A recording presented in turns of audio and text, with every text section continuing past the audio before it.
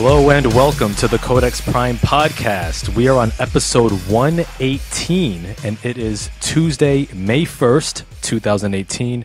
I am your host, Victor Omoyo, and with me as always is my co-host and social media chair, Carl Bird. What is going on, y'all? Yes, and once again in the building, we have a very special guest, friend of the show, and the creator of the Hellion comic series, Jim Savard. How you doing, guys? Thanks for having me again. Yes, of course, it's a pleasure. It's a pleasure. And as you can see, for those of you tuning in on Facebook Live, we've got the Marvel Cinematic Universe Blu-rays out, which means we're talking about Avengers Infinity War as our main topic. Is going to be a spoiler-filled discussion. So if you haven't seen it yet for some weird reason, put this episode on mute and go ahead and do that. And then come back to this later. Grossing opening weekend, they saw it. Oh yeah, even higher than Black Panther. Black Panther's was number 5. Wow, Like, it beat the Force Awakens had number 1. Mm-hmm. Beat it. Nice.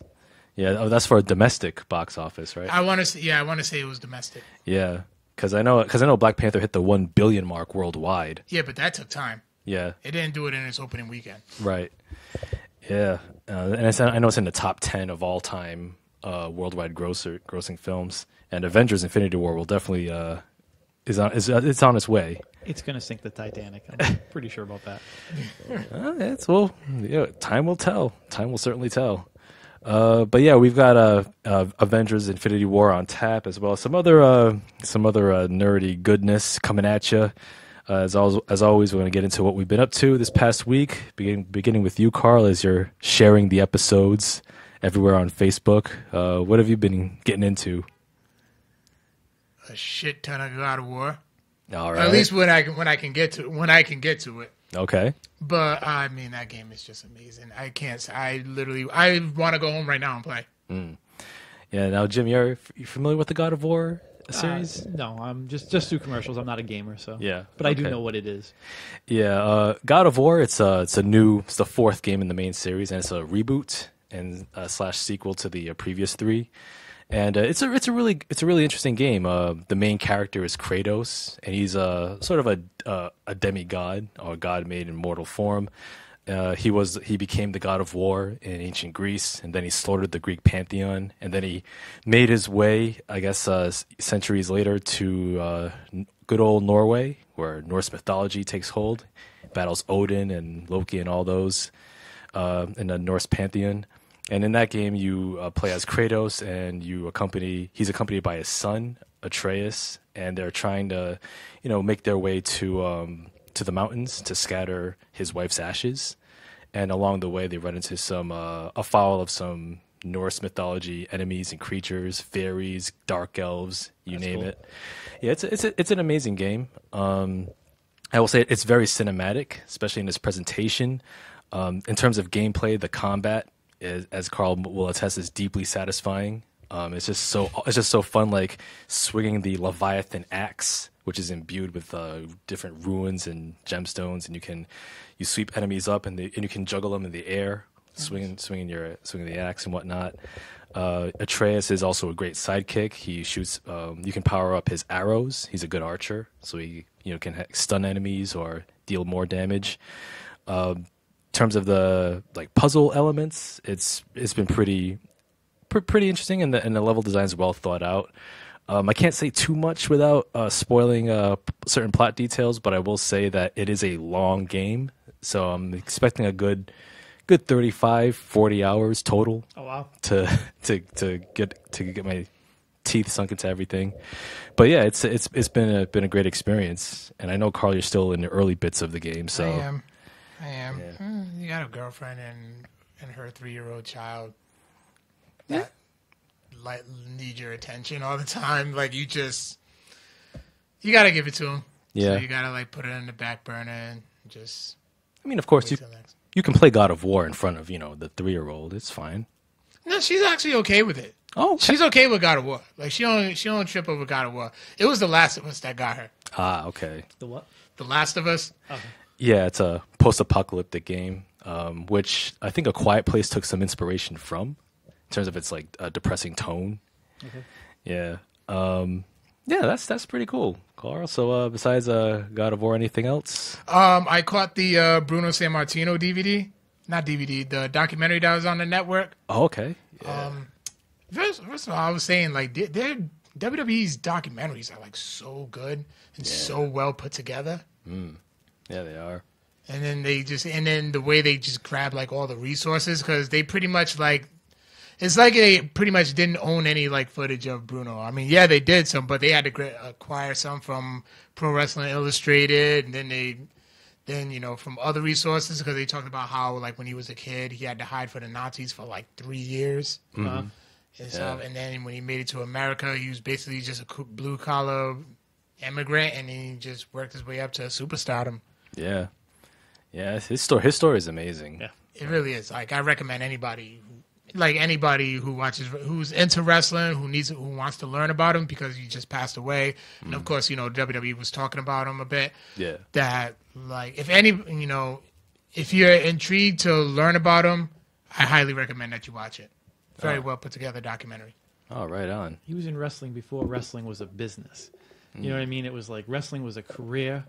Now it's like it's all about money. He was in it, In a sense, it always was. Yeah. But it's like it was just more. It was wrestling, but it wasn't entertainment. It was less. It wasn't Brothers. sports entertainment. Yeah. Yeah. Yeah. What's going on, Nick Thomas? Yeah, and it was like, I think it was still the territory days as well. Yeah. Right. Yep. Yeah. So that's what's up. Yeah, and it was actually like my first time actually hearing like Vince McMahon Sr. talking in an interview. Like I've always seen pictures, but I never heard his voice. Yeah. Oh, that's true, actually. Yeah. But I probably only seen like one interview of him myself, and it was like a short clip. Yeah. Yeah. Anything else? That's it. That's all I can think of right now. I know I did something else. Oh, I seen Infinity Wars, but we'll get to that later. Yeah.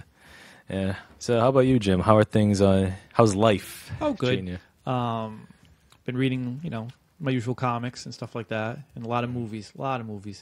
So it's actually a good year for movies this year. With a lot of different ones coming out. And Oh yeah. usually you pick and choose, but this year it's like, oh, got to go to that one, got to go to that one. Tomb Raider, caught that. Oh, okay. It was fun. Quiet Place, which we discussed earlier.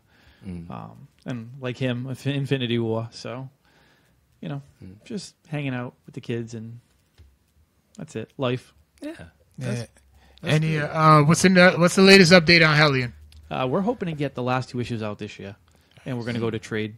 So I'm just wrapping up the script for 6, and it should be done by by Sunday. I'm hoping. Oh, So, Nice. Awesome. Yeah. And do you have any other ideas for like other stories outside of Hellion? yeah, I got a couple. So, Okay. which we'll see what happens. Nice. Definitely want to get this one put to bed, and then I want to get cranking on that. So Oh yeah. Good. I need my issue signed. Every single one. always, Yeah. no problem. Oh yeah. Oh, that reminds me. I'll have you sign my 4th issue. Okay, Yeah. very good. Awesome. Yeah. Just now getting it signed, you slacker.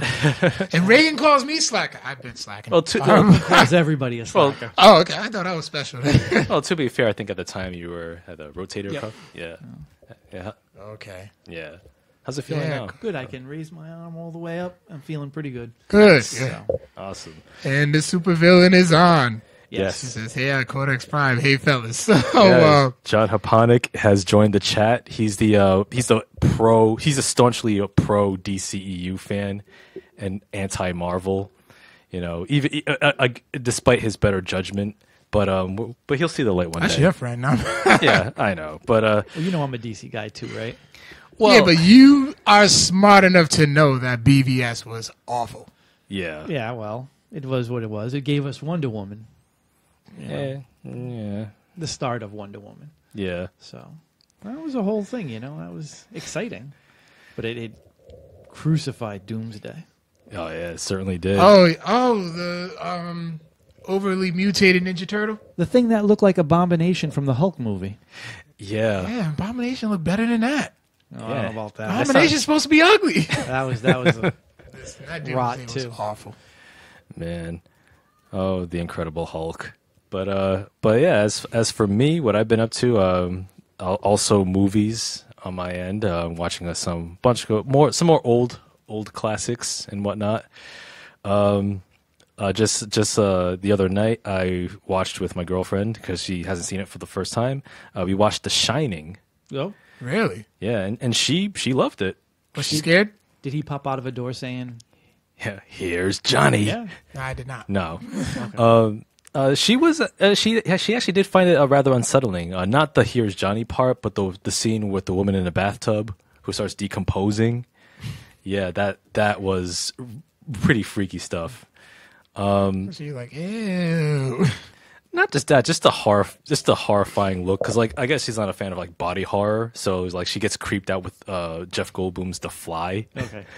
Yeah, and The Fly is one of my favorite movies. Especially the end, which was so sad. I love the ending, but yeah. Then we watched The Shining.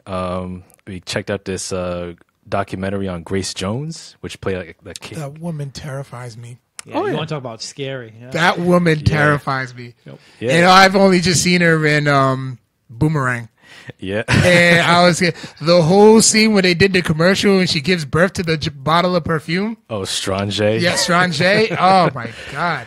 Oh man. The first time I saw Grace Jones, it was I'm older than you guys. So It was back when MTV actually played music videos, and it was they were doing a string of it was during the '80s, and it was a couple feel good songs like The Safety Dance or something like that, and then all of a sudden Demolition Man by her comes out, and I'm like, what the hell is that? Oh my gosh, she's scary. Oh my god. That was the first time I saw her. I was like, oh. Yeah.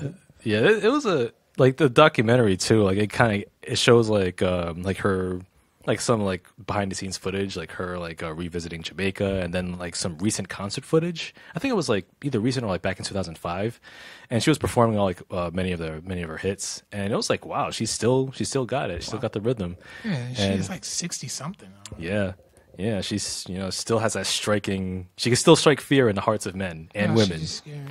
Yeah, I just remember Kim Wayne's parody of her on In Living Color. Yep. that was hilarious. I want alligator. Yep, raw.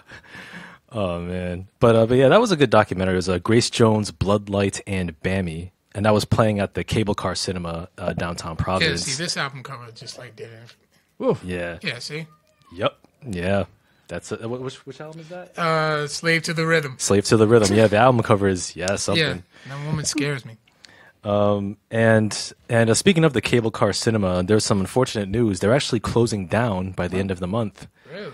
Yeah, after 42 years. Wow. Yeah, they're finally going to close its doors by the end of the month. So their final film is going to be the documentary on Ruth Bader Ginsburg, Notorious R.B.G., which should be interesting. I'll probably check it out. Why not go? Why just go?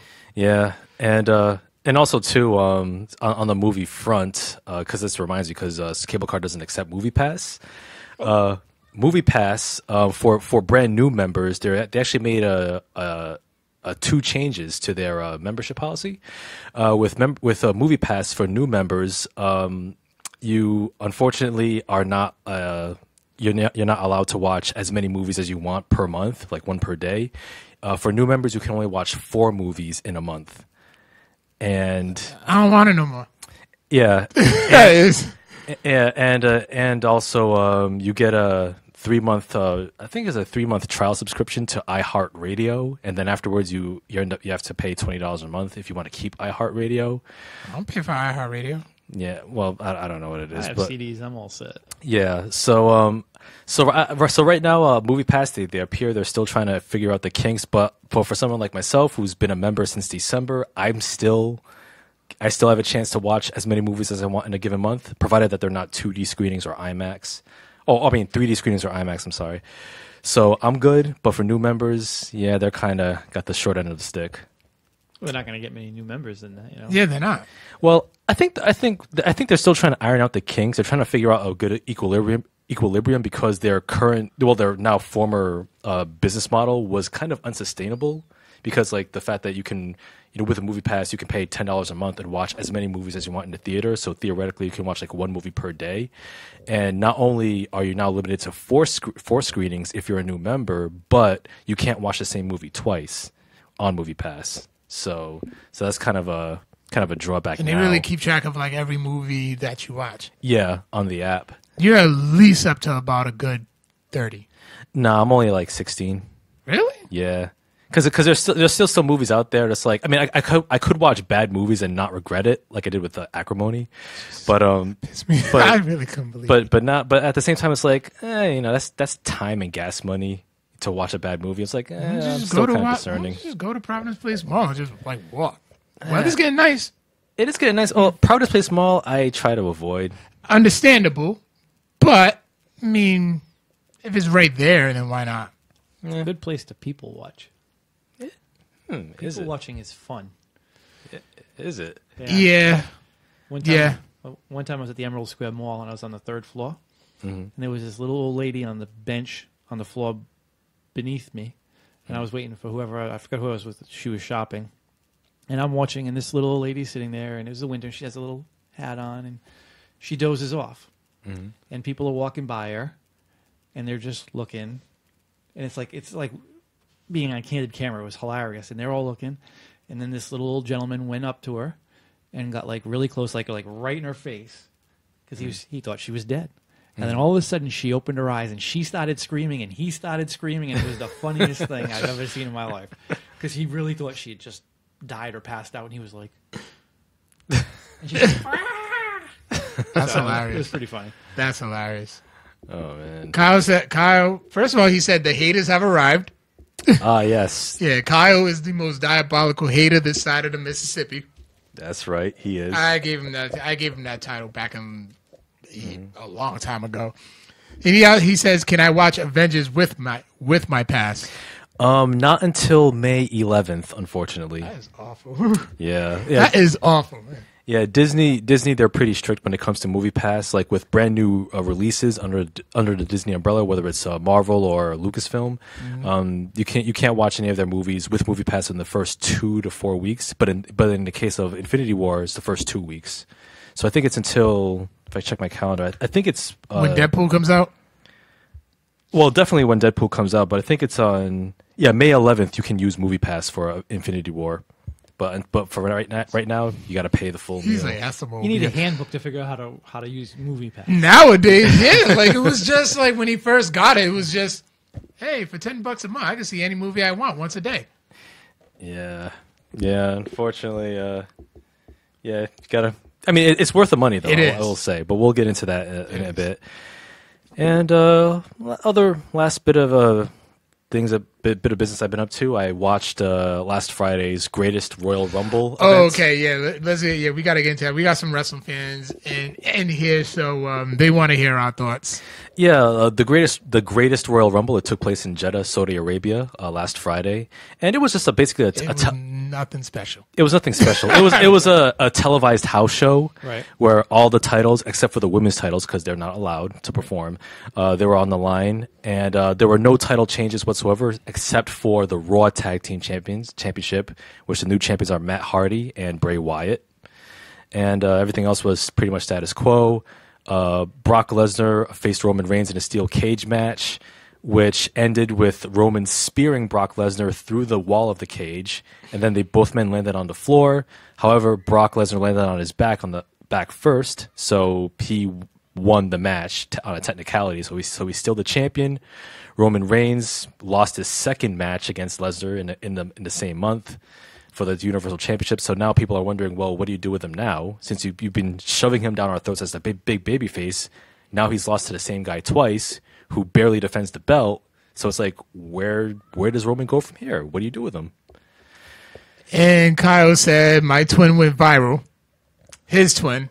Oh, Titus O'Neil. Yeah, that was hilarious. Oh, there was an awesome bot, probably the best botch I've seen in wrestling in all my years, where during the Greatest Royal Rumble, where it's a 50-man battle royal, Titus O'Neil, he was like jogging down to the ring, and then when he got close to the ring, he tripped and fell, and he slid on the mat and underneath the ring. And then he had to crawl back out from underneath the ring apron and get into the ring. It was so hilarious. The commentators could not stop cracking up. Nice.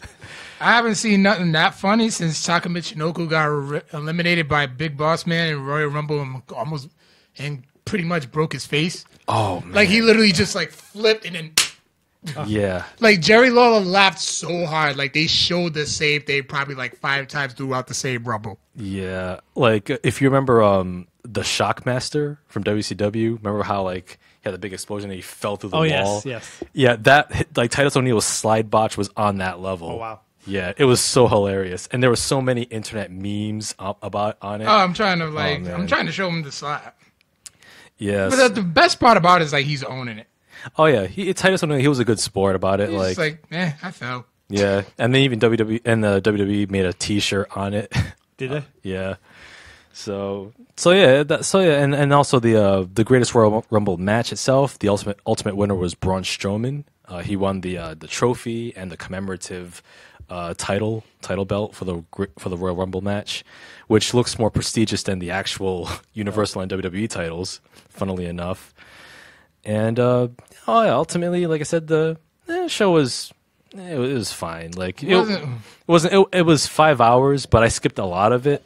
I just fast forwarded to the Lesnar Roman Reigns match. Just sorry. Yeah, and the Royal Rumble match itself. He was a little excited to get there. Yeah. The best part about it too is like, the Wyatt family pretty much owned it. Yeah. Bludgeon Brothers won the tag title, retained their tag titles. Yep, on SmackDown. Bray Wyatt becomes the tag champion, and Braun Strowman wins the Royal Rumble. Yeah, that's true. Yeah, they cleaned up. They certainly cleaned up. And I think right now, as far as Brock Lesnar goes as Universal Champion, obviously Vince McMahon, he's trying to have him break CM Punk's year-long streak of 434 days because he's very petty. And that kind of makes you wonder, though, like if Brock Lesnar pisses off Vince McMahon somehow, is another wrestler going to have a Bruno Sammartino-esque run to eclipse Brock Lesnar's record? It's just so funny how petty Vince McMahon is and how he lets his own ego get in the way of good business or the best business. But they all do. I mean, I'm sure Hunter has his own agenda too. Oh yeah, People he likes and people he doesn't like. So yeah, he does. Oh, that's true. But I will say with Hunter, he does have fresher ideas. Like he's doing good things with the cruiserweight division and NXT. But he said, like it's like the Dark Knight said, you can die a hero or live long enough to see yourself become the villain. And give it time. Triple H will enter Vince McMahon status eventually. Sometimes for the worst. Yeah. Yeah. But hey, what's up, Brian? Thank you for joining the show. And other than that, that's pretty much what I had going on. Anything else? You know what I'm ready to talk about. Yeah, so we about to spoil. Yeah, so we'll give our general like non-spoiler first impressions real quick and then Okay. get into spoilers. So yes, the main event for those joining us, we're going to be talking about Avengers: Infinity War, which is Marvel Studios' 19th film in the Marvel Cinematic Universe, and also it also marks the 10-year anniversary of the MCU, beginning with Iron Man, which kickstarted it all in May 2008. I was like, peace out. Yes, peace out, Kyle. He said he's going to see it tonight. Oh yeah. So Infinity War, it's the long-awaited debut of Thanos, in which Earth's mightiest heroes, the Avengers, as well as the Guardians of the Galaxy, assemble to combat Thanos and his children. Thanos, who at the beginning of the film has 2 Infinity Stones. He seeks all 6. He has the Infinity Gauntlet, and he endeavors to eliminate half of all life in the universe. And it's up to the Avengers and the Guardians to stop him. Can they do it? Who lives? Who dies? Is this better than Justice League? Well, I think we all know the answer to that. I will say, I will say with Avengers: Infinity War, imagine Justice League, except with competent writing, characters you actually care about, well-developed characters you actually care about, and a CG villain that doesn't look like a laughable special effect from a PlayStation 4 launch title back in 2014, with an actual personality and with an actual motivation. Yeah, imagine Justice League if it was like that. Then you have Infinity War. So with that, Carl, Jim, let's start with you guys. What did you think about Infinity War, like non-spoiler first impressions. I was just gonna say, like, you basically just described No Man's Sky. No Man's Sky, really? That game that came out, what, 2 years ago? Yeah. Nobody played? Oh yeah, it was heavily hyped, and then it turned out to be a huge dud. Huge dud. But I enjoyed the movie. It was definitely well worth the hype. I mean, when I went with a whole bunch of us, shout out to Aris, Jarvis, Oscar, Big Oscar, Freddie, Jerome, Vilna. Like, I mean, the hype was so real that at the theater there was a line was formed outside, and we had to wait 45 minutes to not 45, like a half hour to get in. And like there was a line going around. There's like a Little Caesars, not a Little Caesars, a Papa Gino's like across the hall. Yeah. They were selling pizzas to people in the line. Wow. Where'd you see it? Lincoln. Okay. Yeah, at the Lincoln Mall Theater. Yeah. Yeah. But definitely well worth the hype. Great storytelling. Had the comedy that Marvel's known for, the battles. But I mean, the jokes were very good. The action sequences were very exciting. Then when shit hit the fan, like you was really like drawn, like you knew that shit hit the fan, and you was like really feeling it. You was really into it. Mm-hmm. So I had an awesome time watching this movie. Yeah. Like I actually left with joy, Mm-hmm. unlike movies such as Suicide Squad, BVS, Yeah. Justice League. Yeah. Yeah. The DCEU should just pack it up. That's it. That's it. I mean, I will say, like, the DCEU. Well, actually, no. I'll reserve my thoughts for a moment. Jim, let's hear your thoughts on Infinity War. Bashing DC, man. Wow. Well, it's not bashing. It's talking truth. I mean, I will say that the DCEU, it's like the Dallas Cowboys. They've scored nothing but losses this century. They don't know what winning feels like. Except for Wonder Woman in that case. Did you see the draft, by the way? I feel bad. When David Akers came Mickey out. Mouse sounding David Akers. That was Tried great. to troll. Well, no, here's the thing.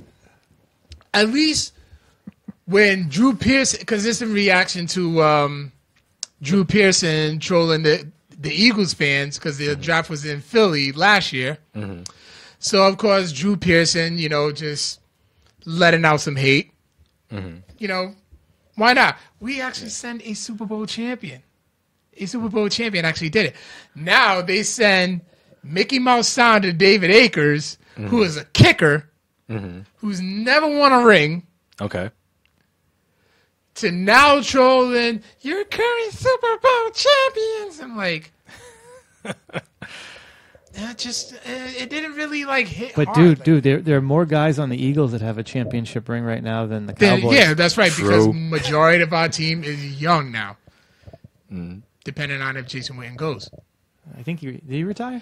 They say he's making plans to it. Well, we should be hearing something within the next day or two.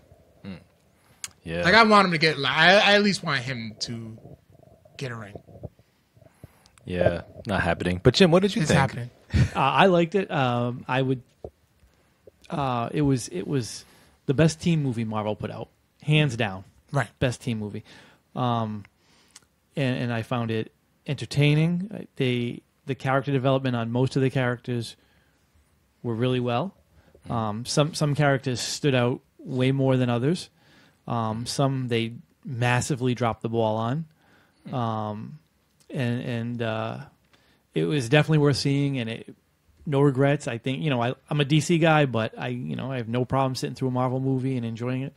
And I think Carl talked about the humor. I'm not really you guys know I'm not a big comedy guy. Mm-hmm. I find when the comedy is forced, I tend to like it less. Mm-hmm. Marvel has two kinds of comedy. When Cap's running and he keeps going by the Falcon and he's like, on your left, on your, that's just kind of humorous. Mm-hmm. But the forced stuff like Guardians is just not funny. It's too fake. Yeah. So where Carl said this had good humor, he's right. It had my kind of humor, which is just the subtle little funny things, which I think were kind of, it adds to it, especially in this where there's so much bad happening. These little like one-liners that weren't like stupid or anything like the devil's anus. Give me a break. Yeah. So they definitely made the wait worthwhile, and I'm sure people are going to be counting down the days till Avengers 4, because Lord only knows my 15-year-old son is doing that already. It's 15? He'll be 15 next Wednesday, Oh, wow. the 9th. Wow. Yeah. Awesome. Yeah. And as for me, I really enjoyed this film a lot. I'd say it's my favorite of the Avengers films. I'd say it's the best one of the three so far, Yeah, hands down. As far as the humor goes, I enjoyed the humor for the most part. It fit, although there were some moments where I felt they were getting way too heavy with the jokes and quips. Like, for example, in the beginning where Bruce Banner ends up in the sanctum, crash lands in the Doctor Strange's sanctum, and they start going to like jokes and quips, and it's like, I was like, come on, are you serious? Like there's a cosmic threat, and you're just fitting in one-liners. Hold on, Carl. Yeah. And I didn't care for that too much, but I thought that like most of the humor, when it was situational and character based, fit rather nicely. I thought the action scenes were very well staged. And for a film that's the MCU's longest film to date at 2.5 hours, like, it was very well paced. In fact, perfect. I say ideally paced, where you had all these like different groups of characters doing their thing, and it all comes together as a very cohesive whole. None of it felt convoluted or confusing. I thought Thanos was an excellent villain. He definitely lived up to the years of anticipation. He was to Marvel what Heath Ledger was and the Joker was to DC, because I mean, that Joker is the greatest villain, and I'm sorry for all you Marvel fans, your villains have sucked in the movies. Yeah. Thanos is finally the villain to. I mean, Loki was the best prior to that, and then they kind of went and did that wrestling thing with him, and they kind of made him that shade of gray, where it was kind of good, kind of bad, and they really didn't have like Whiplash and the Mandarin, and then Ego, and I don't know. It just seemed like the Vulture was good. I like the Vulture, Michael Keaton's Vulture. Yeah. But a lot of the villains are kind of like lacking, and they finally got one that had massive substance, and I thought that was awesome. Okay, first off, can we just? It seems like we're getting ready to like get into spoilers. Can we just like issue the warning real quick? Yes. We are getting into spoiler territory for Infinity War. So if you have not seen the film, please put this episode on mute. Go and handle your business.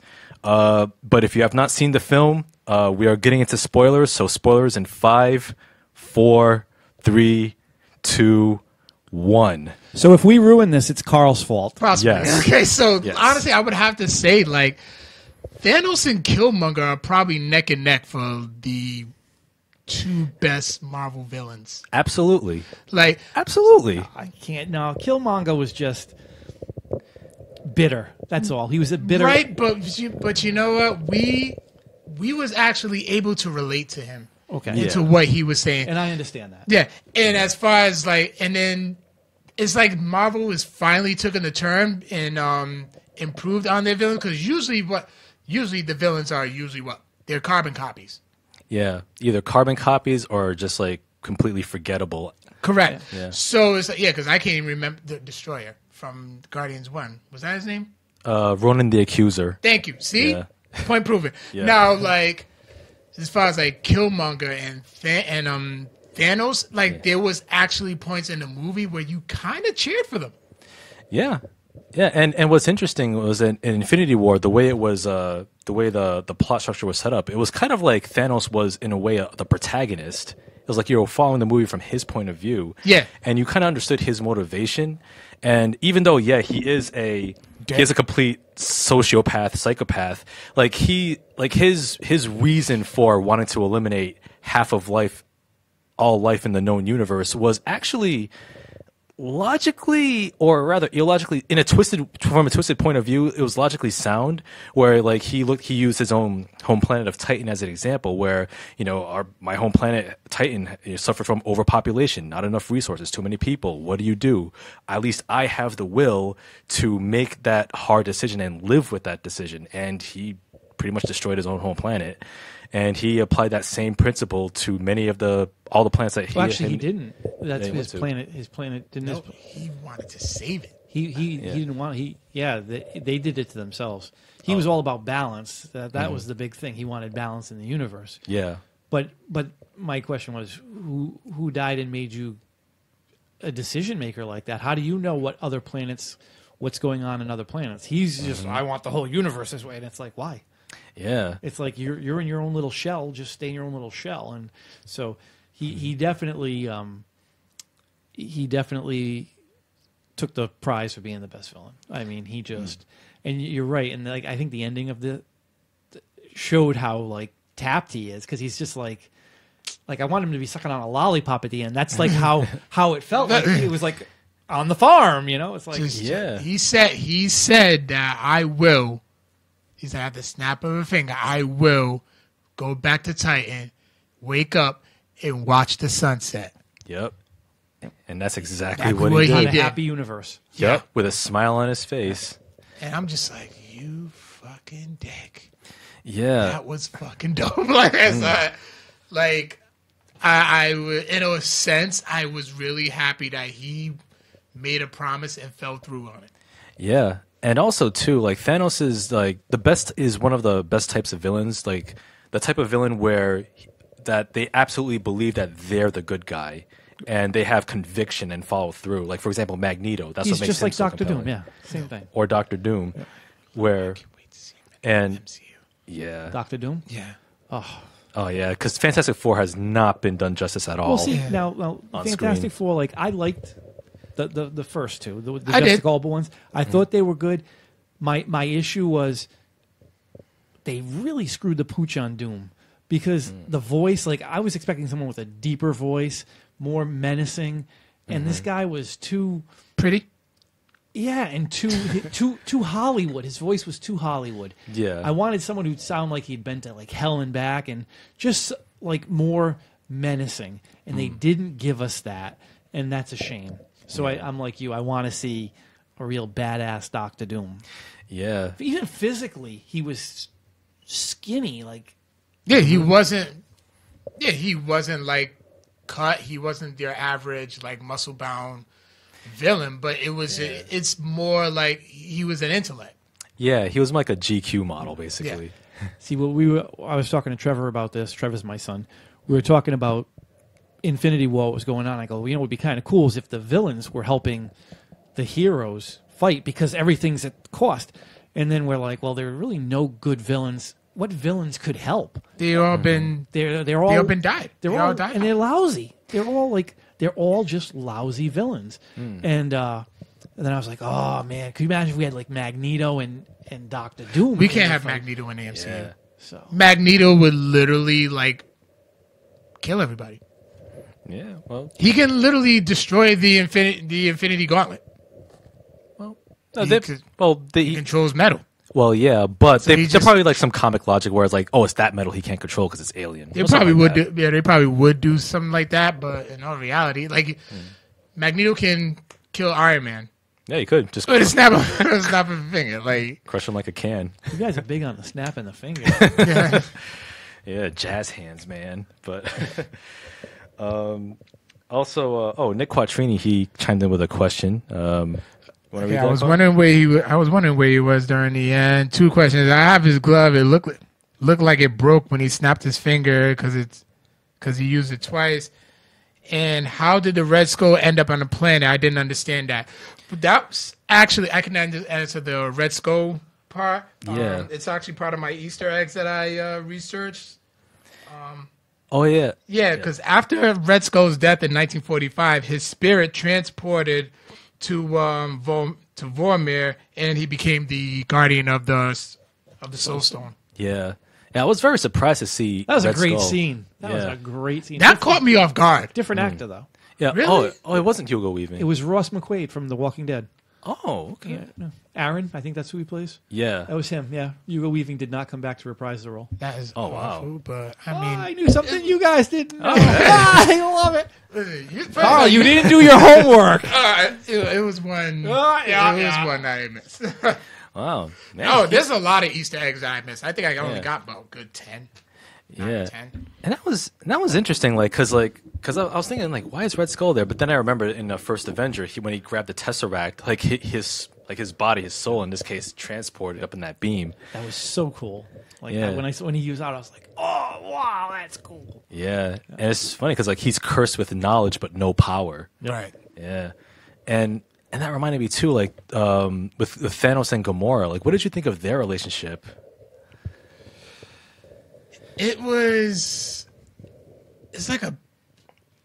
It's like she was. This is gonna sound so wrong. Mm-hmm. This is gonna sound so wrong, but Codex Prime, we said worse. Are you sure you want to say it, Carl?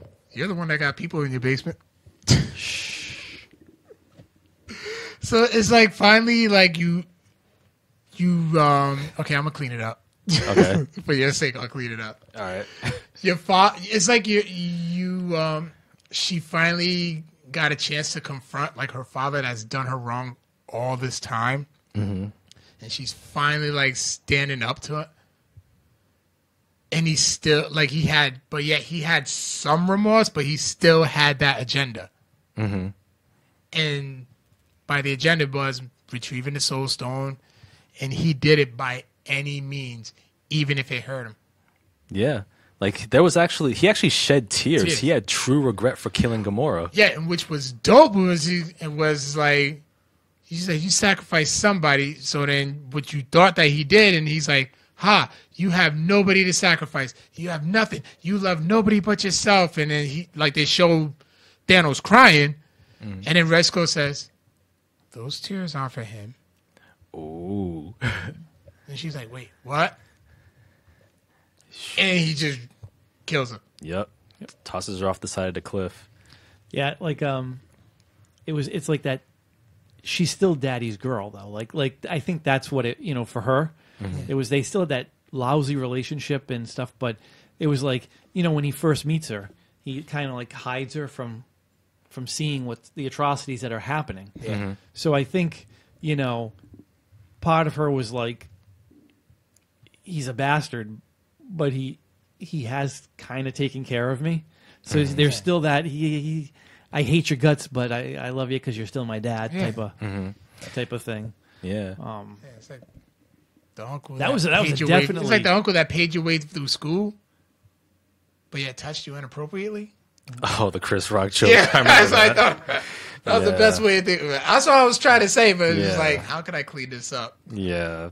Yeah. Yeah, it was definitely an intense scene It in the was. movie. Yeah, Yeah, and also too is like with Gamora, it was so interesting seeing how she related to Thanos because like it was clear that she was like his favorite daughter, and at the expense of Nebula, and that kind of reminds me of the scene where Nebula is being taken apart. Like she's basically just an android shell, Yeah. and just seeing just how much her natural body has been destroyed over the years, just to not only for Thanos's madness or a love, twisted love, if you want to call it that, but also she just wanted a sister in Gamora, and she never had that. And I was Right. like, man, that makes Nebula that much more tragic. but you got to wonder how many kids does he have? Because we know he's got 6. Yeah, So does he have any more floating around that we don't know about?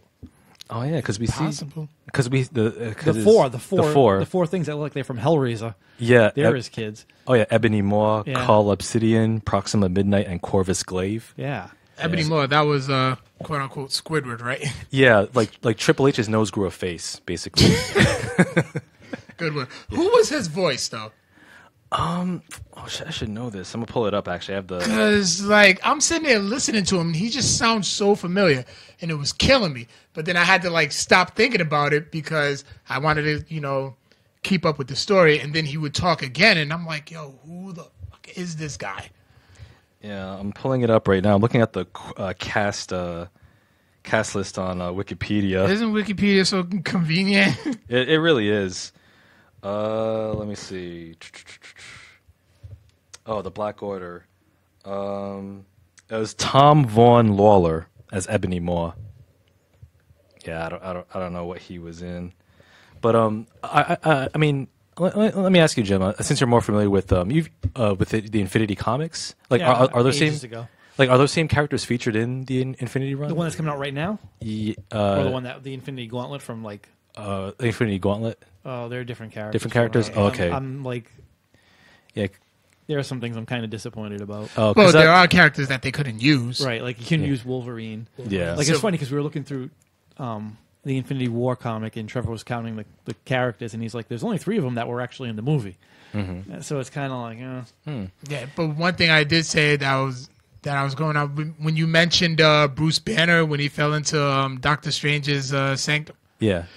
That was when Doctor Strange and Wong are looking at Bruce Banner. It was actually the Silver Surfer that they were looking at. yeah, Oh, really? yeah, the Silver Surfer who fell. Oh, in the comics? Yeah. Oh, wow, that's interesting. And also too, like that kind of reminds me, going back to the opening scene. I thought the opening scene was powerfully done. Like, for example, like it began with the audio of like Thor sending out the distress call, like because their Asgard ship was being attacked. Yep. Yeah. And then it cuts to the total decimation. Pretty much like I would say like most, if not all, the Asgardians are dead. Maybe some managed to escape, like Valkyrie. We're not sure. But it began with Heimdall being the first death, getting stabbed by transporting Bruce Banner, but not before. But it was right after Thanos is, talking smack, as the villain does. And then all of a sudden Loki's like, well, we have a Hulk, and Bruce Banner comes out swinging. So they got that out of the way. It's like, oh man, wouldn't it be cool to see the Hulk and Thanos fight? Next thing you know, Thanos completely whoops his ass, bitches him out. And then Thanos strikes so much fear in Bruce Banner that he's not able to Hulk up anymore. Like his Hulk subconscious is too scared to come out because he's seen what true strength looks like. And I know you disagree, Jim, but I actually like that. I like that. The fact that Bruce Banner can't Hulk up because his subconscious is so scared of what true might looks like. You got to remember now, he was on that planet on Ragnarok fighting all these aliens as a warrior. Yep. He has fought so much to take your. They did such a disservice to the Hulk in that movie. It was just, I left angry at the way they treated the Hulk because the Hulk is such a badass, and you had him in there for like spoiler for like 30 seconds. He got, Thanos lifted him over his head and body slammed him like Hulk Hogan wish he could have done to Andre the Giant. I mean, you thought slamming Andre was big. This was like literally over his head, and he slammed him. And I was like, oh, that's awesome. We're going to get round 2. And then the Hulk, they made him a pussy. That's it. He didn't come back the rest of the movie. And I'm sitting there saying to myself, are you shitting me?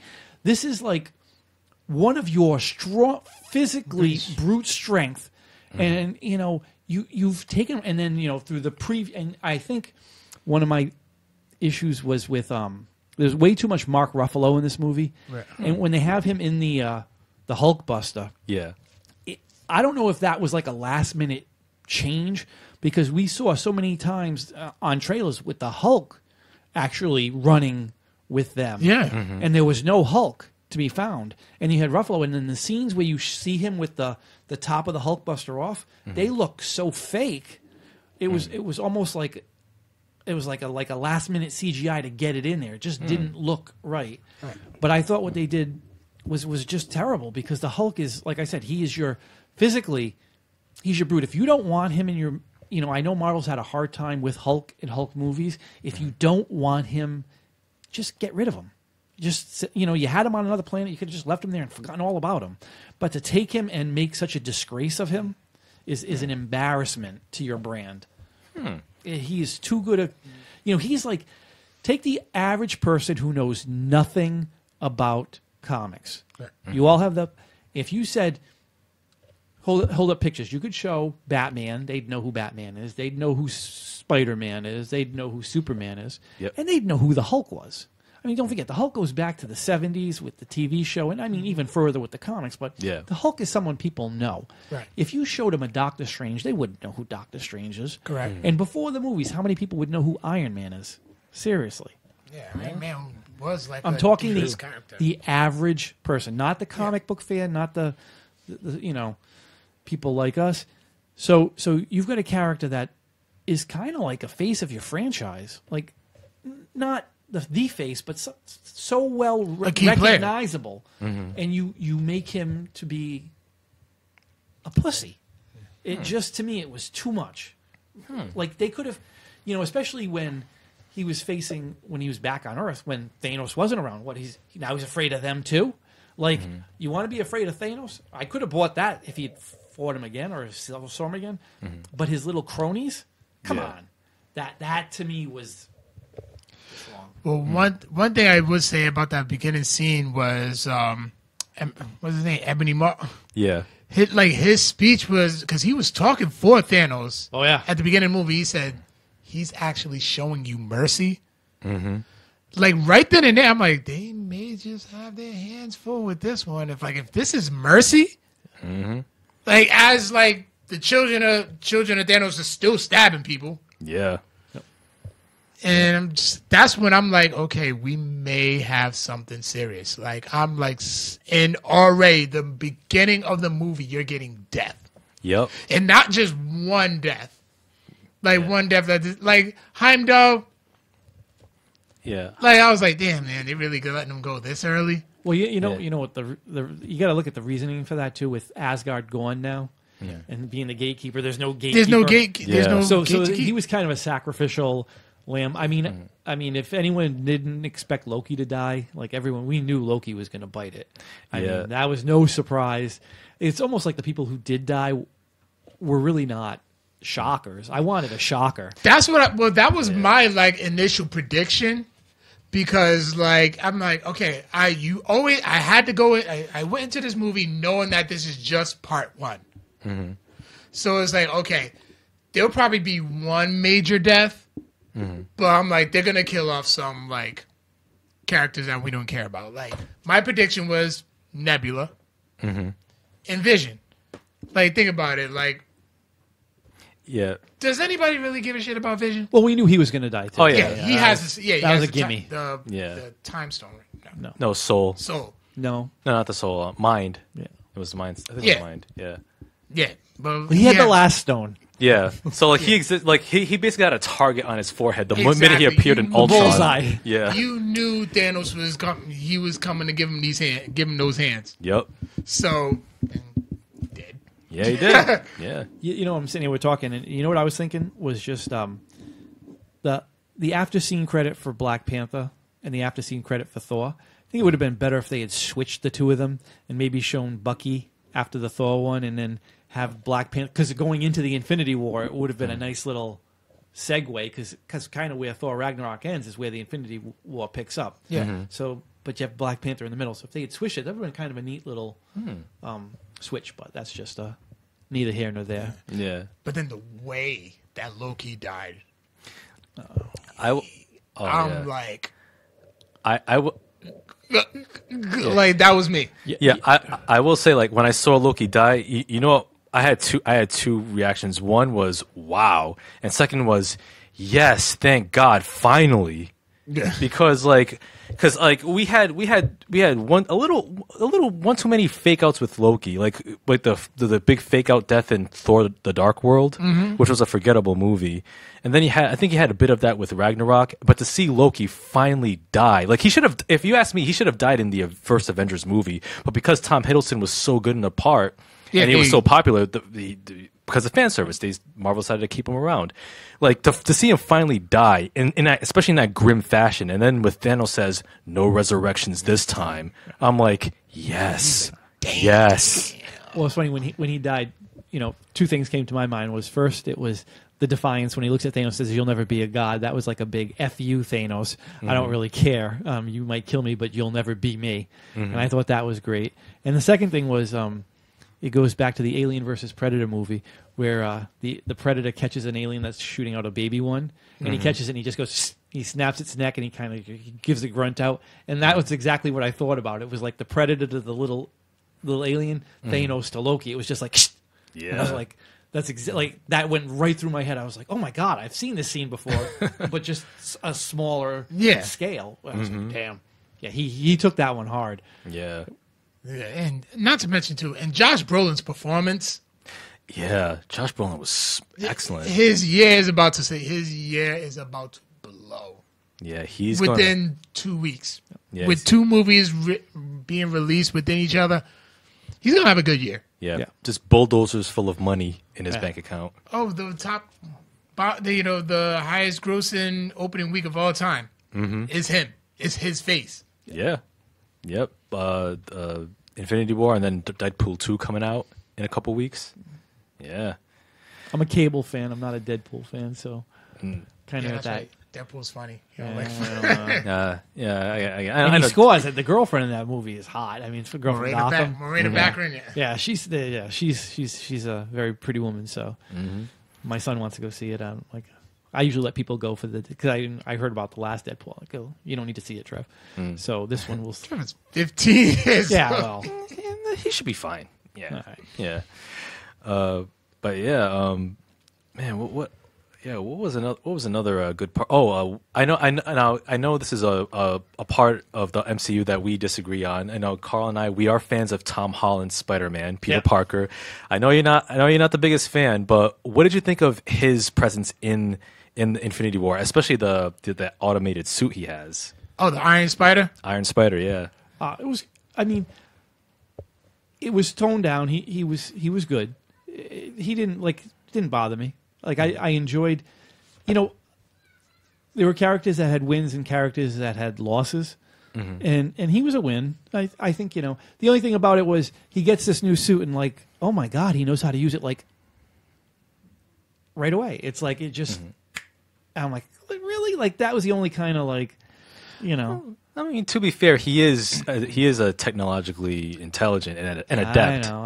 And- Everybody in the Marvel universe is a genius. That's what I've been learning. I mean, Bruce Banner now Black Panther's little sister's a genius. Spider-Man's a genius. It's like Reed Richards is a genius. It's going to be they're going to have a pissing contest of just geniuses, and who knows more.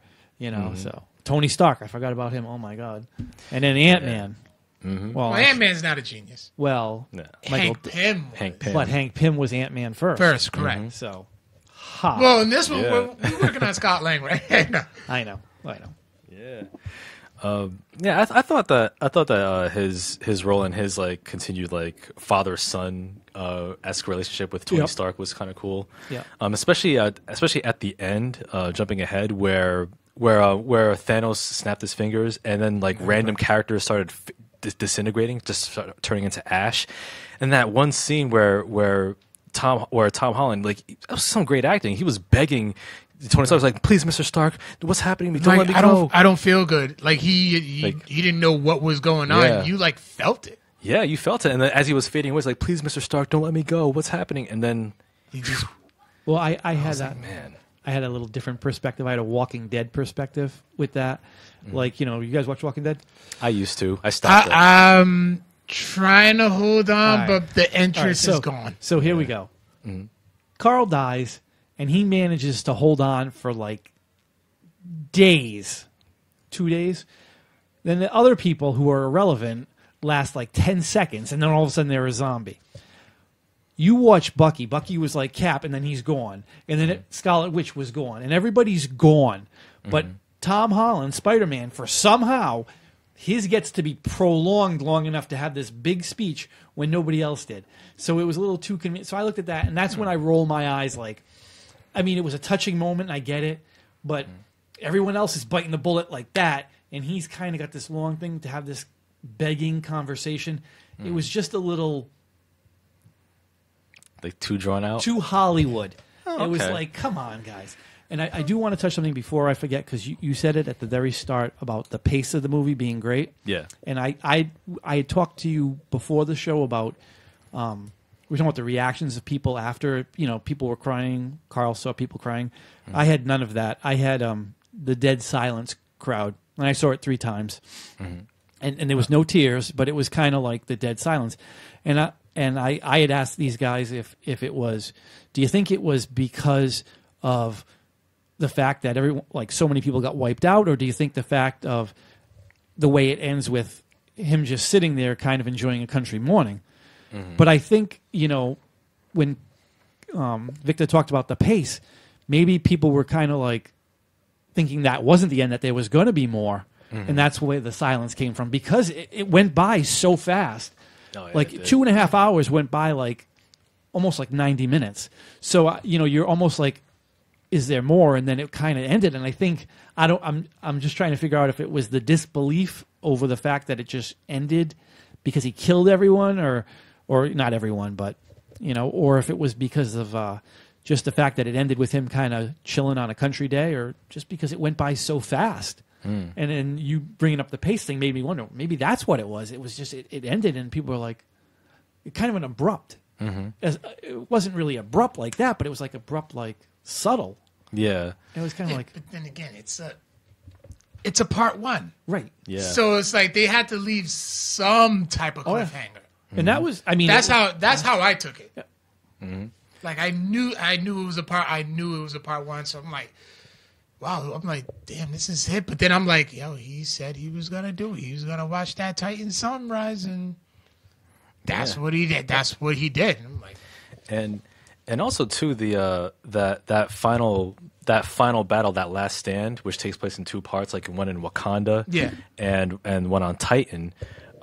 Speaking of which, before I get into my thoughts on that, John Haponic says, speaking of tech, the Wakandan force shield was from Phantom Menace's conclusion. That's not nice, John.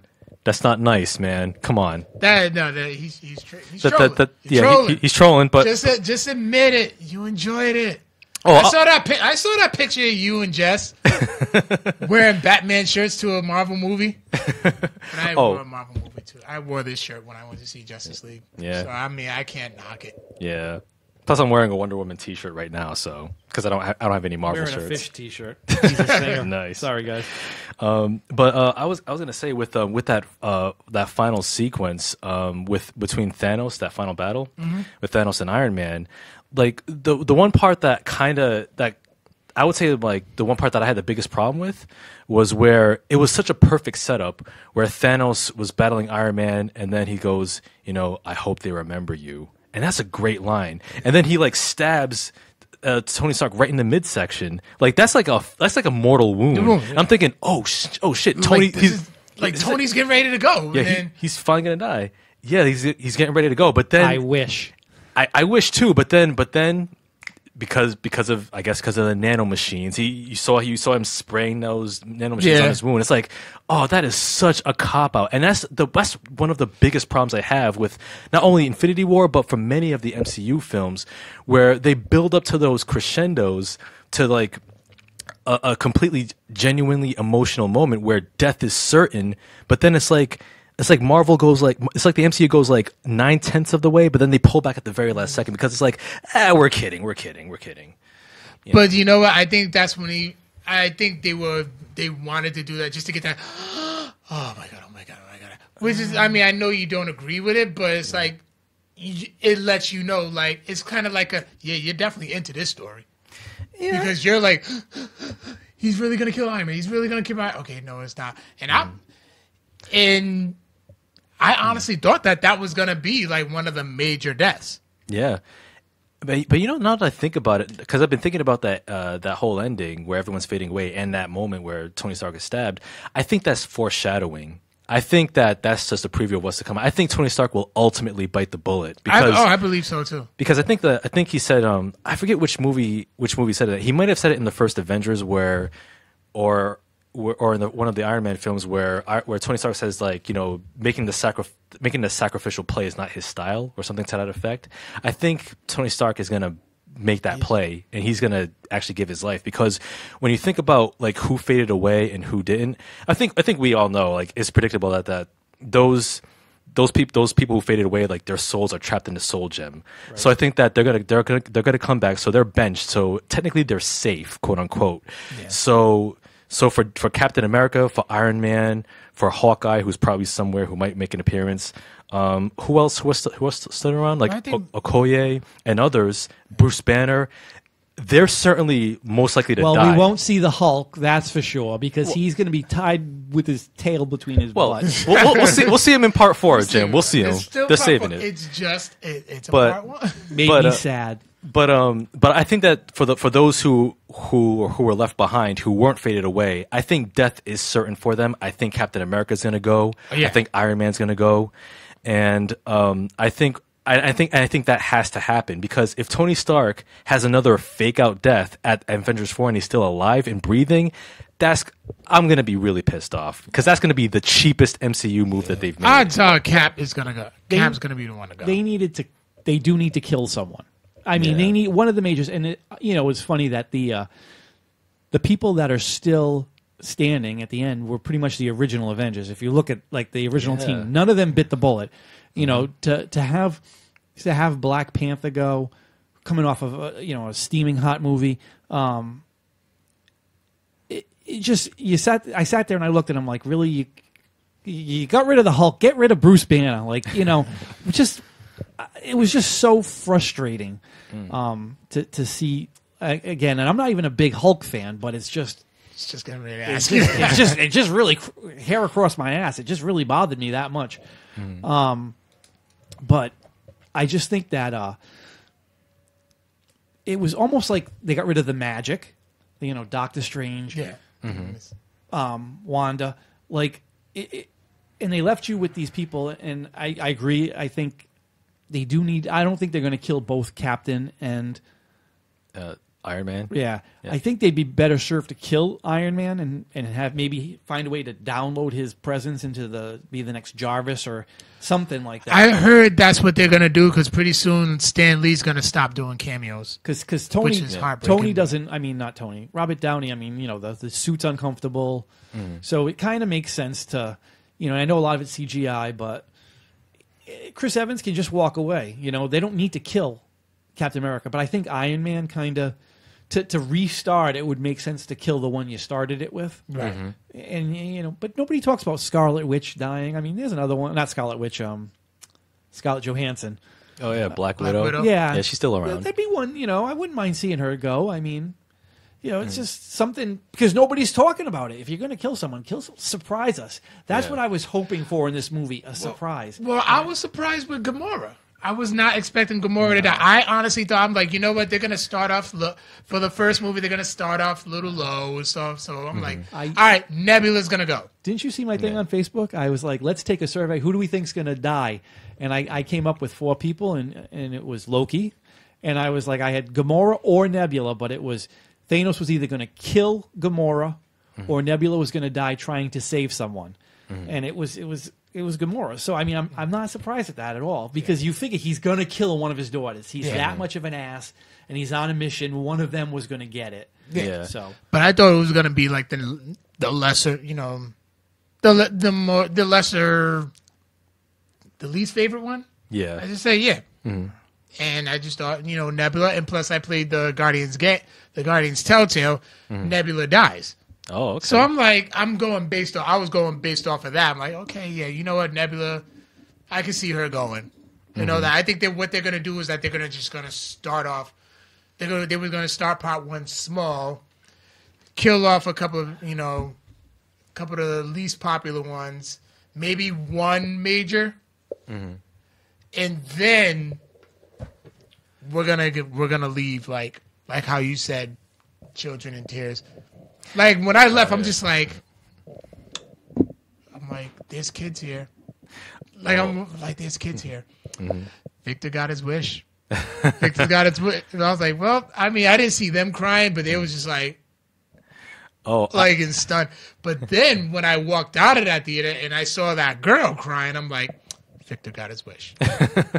Were you crying, Carl? I was not. No. I actually left with joy. Yeah, but was she your date or no? It was just some. I went with a group of friends. Happiness, that kind of joy. I left with the joy of actually watching a good movie. Yeah. And also too, I was thinking, looking at because one of the questions was, well, why is this all? I mean, why doesn't Doctor Strange use a time gem and reverse time?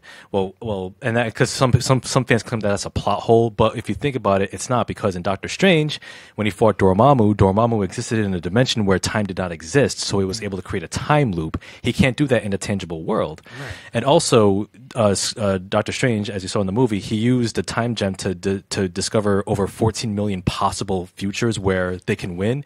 He only just found one. But now that's thank you for bringing that up. Now this was kind of like, I looked at that and I'm like, the thing that stuck out like a sore thumb, like the elephant in the room, was he says that I have 14,605 ways, this is going to end. And Tony says, how many did we win? And he goes, 1. You think the next question would be, what do we have to do? Yeah. And they don't ask. So I think when he gives him the stone, and Tony's like, why? Why would you do that? I think that, because remember now, Doctor Strange says, you know what? I don't give a shit about you or the kid. If it's you two or the stone, I'm not saving either one of you. I'm protecting the stone. So I think for the fact of him giving it, that's the way they're going to win. He knows he had to give that stone up for them to win. Yeah. That's the only thing I can think of about that. Like I was trying to do the math and figure out how they're going to bring this back, because I know there's going to be time travel in the fourth one, rumored time travel. Yeah. So my thing is, in Guardians 2, they hinted Adam Warlock. that pissed me off too. Don't get me going. Oh. I was excited about that, Yeah. but at the ending of this one, they're talking it's going to be Captain Marvel to the Right. rescue. Yeah. But And- I'm just like, from what I heard, because I plan on going back and reading Infinity Gauntlet. From what I heard, and I don't know, you said you read it ages ago, so please correct me. Adam if I'm Warlock is a huge player. Yeah, in that.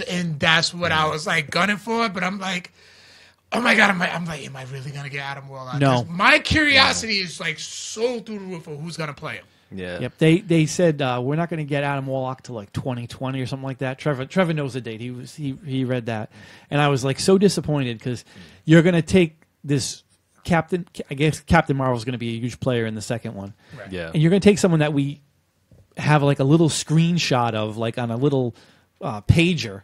And she's going to come to the day. I mean, like, people are so excited about this character, and I'm like, we have 10 years of build-up of all these characters, and you're going to take someone that nobody really knows anything of. Even like, well, then why did you even bother showing us Adam Warlock? Like, it's such a That was a cock tease. It's Yeah. like a beautiful girl just stripped down naked, rubbed up against you, put her clothes on and left. yeah, yeah. It was very disappointing when I found out it was going to be. Yeah. Yeah, and also too, with that, I think the Adam Warlock thing, I think he might appear in Guardians 3. He might be the antagonist. Like, they'll probably build it up that way. Was he a villain though? No, not really. So here's something too, because I saw it in IMAX, and we had lousy seats, so we were kind of like low. So I was like doing the neck. doing the neck exactly. But getting back to Captain Marvel, so in the movie, the shots they're showing, she has the old green Correct. costume. Yeah. Well, she has a new one now. It's silver and red, or golden red, if you Yeah. look at it now. Yeah. Cull Obsidian. And I only noticed this. It took me 3 times before I noticed it. When they're fighting in New York City, right, on the streets, Yeah. when he starts to run towards them, he has a sash on his waist, Yeah. and it looks like it's ripped from one of the like Captain Marvel's uniform. Oh, wow. Because it looks like it's the same color scheme. I mean, I could be wrong because of the things, but if anyone else notices that, check it out if you haven't seen it yet or you want to go back.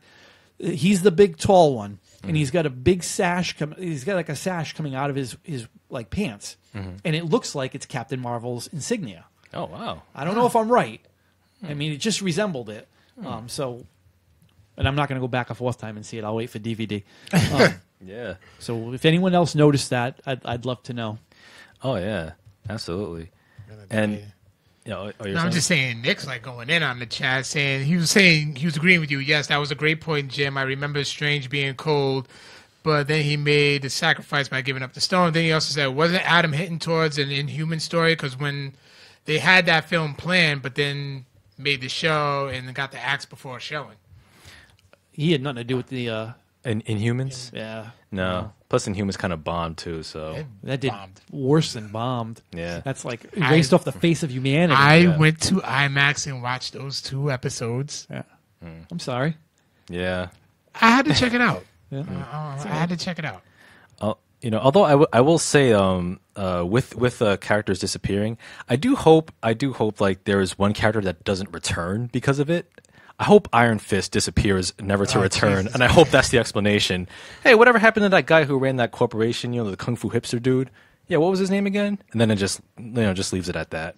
Just Well, I mean, they are in the same universe, but it's like I don't think there's like no. They're not part of it. no, they're not. They're not. The Netflix universe is separate from the MCU, but they're in the same umbrella. Yeah, no, it's the same universe. Yeah, same universe, but but different. Same universe, different umbrella. yeah, exactly. Yeah, and also I do have considering how the film ended, I do have kind of a prediction, like a feeling of where it's going to go, because keep in mind we haven't seen Ant-Man yet, so I think he's going to have a part to play in Part 4. And considering where all those souls went, maybe they're trapped in a soul gem. Like maybe there's like a soul dimension. Perhaps the quantum That's dimension what I was thinking that too, has yeah. Good one. has a link to that. And keep in mind, Black Panther does have access to the spirit realm by ingesting the herb, so he might have the ability to access part of his ancestors or his universe through the soul gem. Maybe that can help them. Maybe Black Panther can be the guy to rescue all those other souls trapped within that gem. They can finally be free. I think they said that the people that had the least amount of time in the next movie are going to have the most. It's going to like flip. Yeah, because basically this story was from Thanos' point of view. Yeah. So Part 4, we're finally gonna. It's all gonna come full circle. Speaking of his point of view, if you notice when they're fighting, he fights on two realms. He fights in Wakanda and he fights in space. Yeah. When he's fighting in space, man, he is pissed off. Like you see him, he is like making faces. He is just he's going- angry. He's really the Mad Titan. But when he's on Earth, it's kind of like a joke. He's like flip, flip. The only time he made any kind of face was when he was trying to hit Captain America, and Cap was holding him, and he was kind of like, "Holy shit! Hey, okay, you got a little something here. This is enough of you. We're gonna put this to bed," and then he clocks him. But everything else, it was just kind of like smelling roses. So I thought that was kind of weird. Like he's in space. I mean, he was like vicious with them, and then on Earth, it was kind of like, whatever. Yeah, it's like all these puny humans. It's like, what are they doing? They're fighting the inevitable. I'm just trying to save y'all. But yet, some of those puny humans was taking it to you on your planet. Yeah, and speaking of which, well, he's not human. He's a god. What about Thor and his Stormbreaker axe? Didn't freaking not catch like what was crazy is like I knew Peter Dinklage was in the movie, but then I literally busted out laughing because he's a midget, but he's freaking huge. Little person. But he's I'm a sorry. dwarf. He's a dwarf. In- Dwarf. In the movie, he's a dwarf. But Yeah. he was huge. Yeah, the dwarves are huge, but proportionally they appear like little people in real Yeah, life. like I mean, I thought it was hilarious, and Peter Dinklage is just an amazing actor too. He's just absolutely. Not, he's just not. It was that that pan out shot when they were way up and they were walking, and the others were like so tiny, and he's just kind of like, well, that was funny. Yeah. Yeah. And I had a good laugh at that. oh yeah, and I also love the creation of that Stormbreaker axe, where Groot cut off his arm and that became the handle. Yeah. that was awesome, and it made me instantly think of God of War, because the main character has a similar axe. He throws it like a boomerang, just like Thor throws around Mjolnir, the hammer. Yeah, and mind you, Thor actually got up close and cut Thanos with that axe. Yeah. But you should have went for my head. Oh, that was good. that was a That was great good. line. Josh. That was a great line. Yo, they nailed it with Josh Brolin. Oh, they did. They nailed it. And I will say, thinking about it, I'll say like one element that I kind of fell out of favor with. I mean, now that I really, this movie made me think about one thing about Guardians of the Galaxy. Peter Quill is a real tool bag of a character. I really don't like him that much. You know what? This is all his fault. If you're going to pin this on somebody, you can pin it on him, basically, because he's the moron. Yeah. They had it, and he blew it. So you know what? If I was Tony Stark, I'd take my rocket and shove it up his ass and send him into space because he's worthless. I'm not a fan of the Guardians, and I just think they took a decent B team and then they Hollywood him up. I mean, Dave Bautista is just Oh yeah, you can't act for shit. not good. Whoa. And then Well, I mean, Zoe is Zoe, and I mean,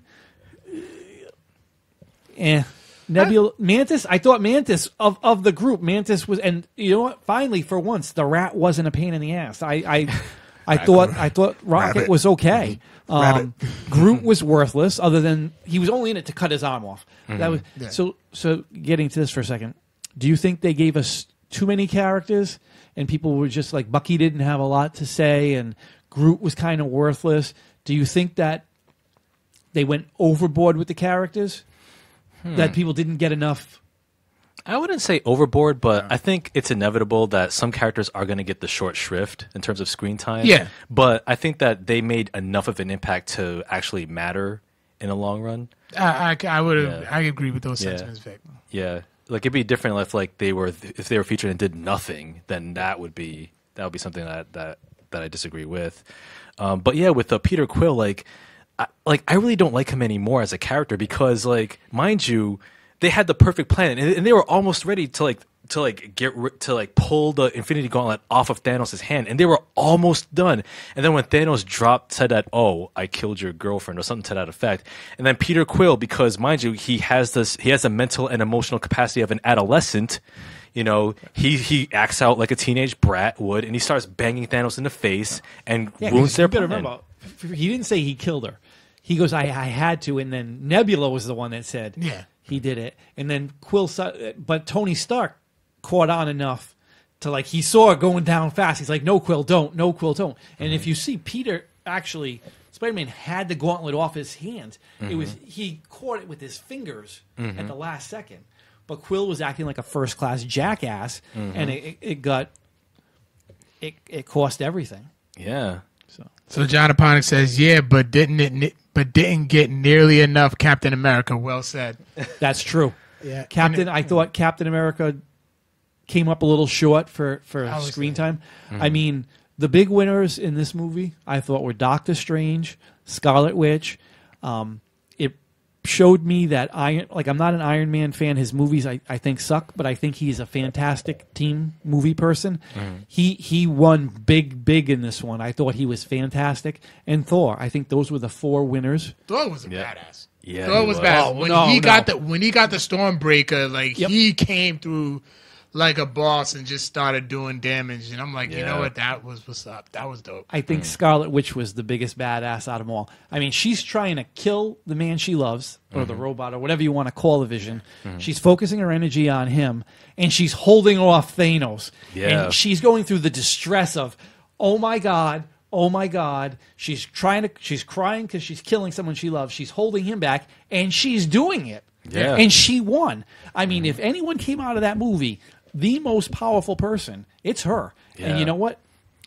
I think that, there's another Marvel story called The House of M. And she's a big player in that. And I'm wondering if that's how they're going to introduce the mutants to the universe. Oh, okay. Like have her create them or have her release it. Like, it would be a nice tie-in to bring the mutants in when the time comes.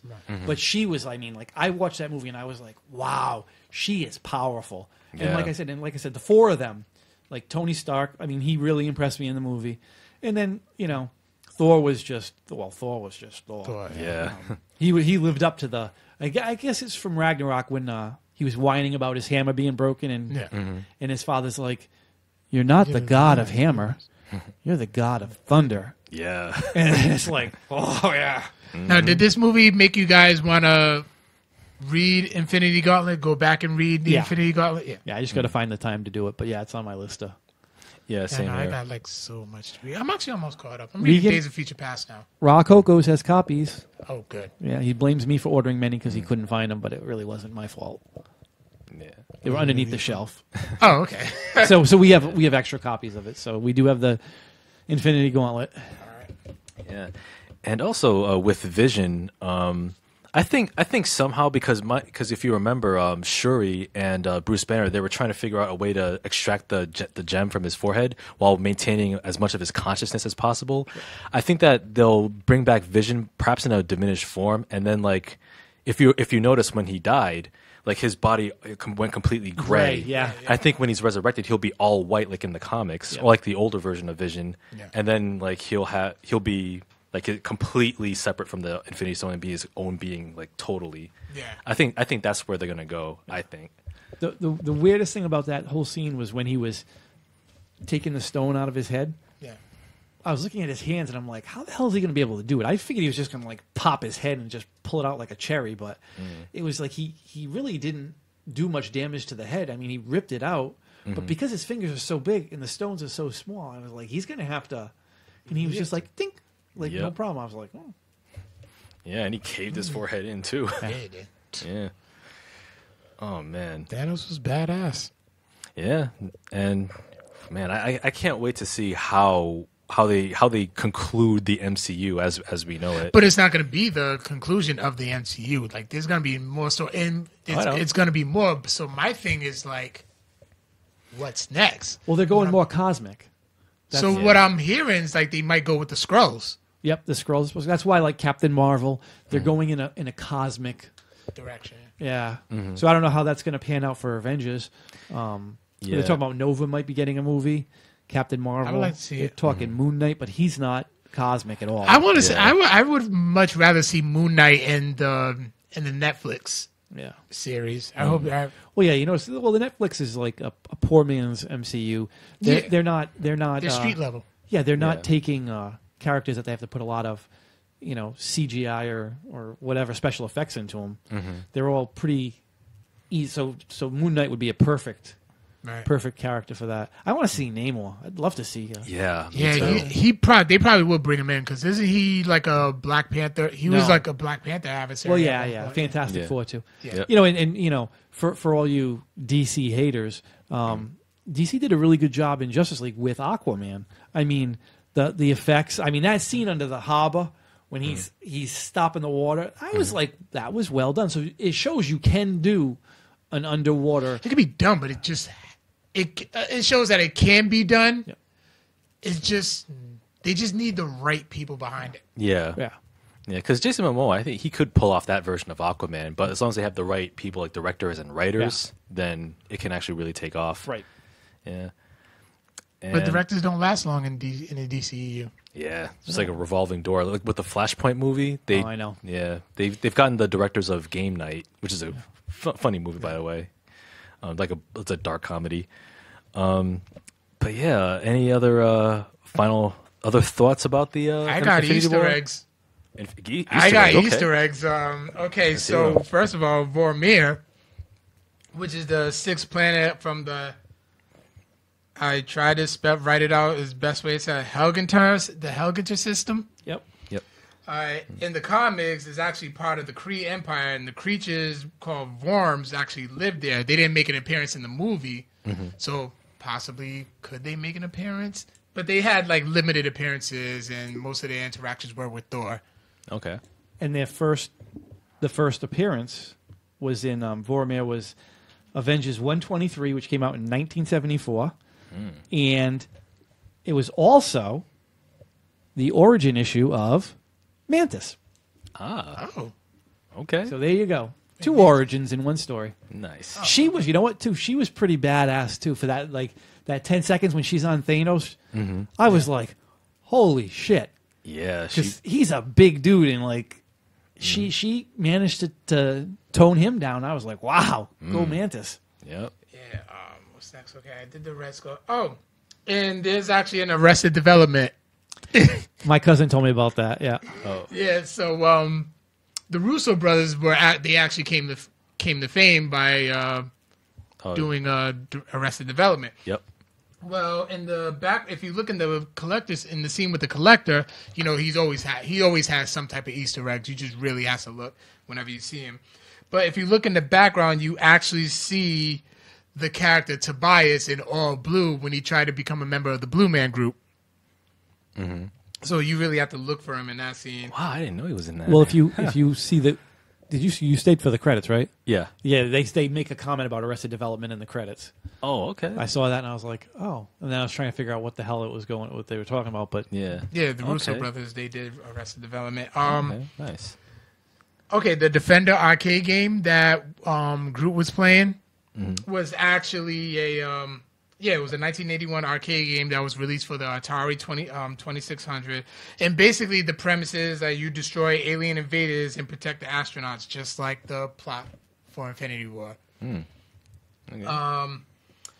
I This think I played that game when I was a kid. I did have an Atari 2600. I And know, I had I the played Atari, I played about 5 or 6 games like Centipede, Space Invaders, Asteroid, and I think I've played that game. That's Yeah. awesome. That's awesome. I need to go to Toy World and get one. They probably have one. Of course, the obvious one. We have a Hulk. Oh yeah. Oh yeah, that was a Yeah, Loki says that to Thanos. I forgot the exact line, but he actually tells him like, "We have a Hulk," and then that's when Hulk comes in and gets his ass whooped. Yeah, and that's what Iron Man told Loki in Avengers. Exactly. and that was the last time we saw the Hulk. We'll see him. I mean, Bruce Banner is suffering from Hulk ED right now. He'll get it. He'll get it up in Part 4. He better, let me tell you. Let me see. Okay, so actually, Thanos, when he has the Reality Stone, he turns Drax into blocks and Mantis into ribbons. He actually did that in the comics to Eros and Nebula, where I believe Nebula was the ribbon, and Eros was the blocks. But you get that's a good point he's making about Thanos. He really didn't want to kill anybody. He just wanted the stones. If you fought him and he had to kill you, because they were going to attack him, and he just kind of was like, they could have died right then and there. Mm-hmm. It would have been nice if they got rid of Batista, but they didn't. They brought him back. He was one of my predictions too. So like, Yeah. so in that regards, if you watch this, he's not killing people. He said, let the universe pick. There'll be no. It doesn't matter. There are 3 of us at the table. One of us is going to die. It doesn't matter which one of us it is. It's not the smartest, the strongest, the best looking. It's just going to be random. Mm-hmm. So I thought that was kind of cool. Yeah. In regards, so the fact that he wasn't really the only one he killed was Gamora. was his daughter because he had to. Mm-hmm. He didn't want to kill anybody else. Getting back to your comments about Tony. Yep. He didn't kill Tony. He didn't have to. If he dies, he dies. What I want to know is how he knows Tony. I know you. He did know Tony. That was actually it was an Easter egg. You're not the only one cursed with knowledge. Oh, you know what? I'm thinking about it because Tony's flaw is that like anytime he runs into something like extremely dramatic and serious, like at the end of Avengers where he almost sacrificed himself by throwing that nuclear missile, and he was traumatized by that. And you saw that the events how that unfolded in Iron Man 3, and then his overprotectiveness enabled him to create Ultron. So in a sense, Tony is kind of like Thanos in that like he has a desire to protect the people, but his execution ends up causing more harm than good. Right. The only difference is Tony eventually learns that, but Thanos never reaches that point because he never thinks that he's capable of harm or evil. Where was I at? Oh, Peter Parker and his Alien movie references. Yeah. You know, there was this really old movie called Alien, and I was like, well, you know what I hope they do in the 4th one? I hope they make. I hope they have him and you know I'm like I said, you know I'm not a big comedy guy, but with all this crap that's coming out of James Cameron's mouth, I hope they make a funny reference to one of his movies, kind of like a dig. Yeah, like have him be like, hey, remember that shitty movie Avatar? You know, or someone do like the Terminator, go like, oh, don't worry, I'll be back, and then Peter be like, oh please, that movie sucked, you know, something like that, just to kind of, you know. Yeah, twist the knife a little. Yeah, just if he wants to make comments, you know, make comments back subtly. Yeah. Oh, and then another one was Peter when they were fighting Thanos on Titan. Peter actually flings his web into Thanos' eyes, which was actually something that was done in the comic book as well. And Thanos actually pins him to the ground, which was like they were both like direct scenes from the comic book. What was he saying when he was like phasing in and out when Doctor Strange was opening the portals and he kept hitting them. He was making comments. I couldn't hear what he was saying though. Oh, I can't. Was it just what he was doing, like a kick to the face or something like that? I can't remember. Maybe it was something like I could see you or something like that.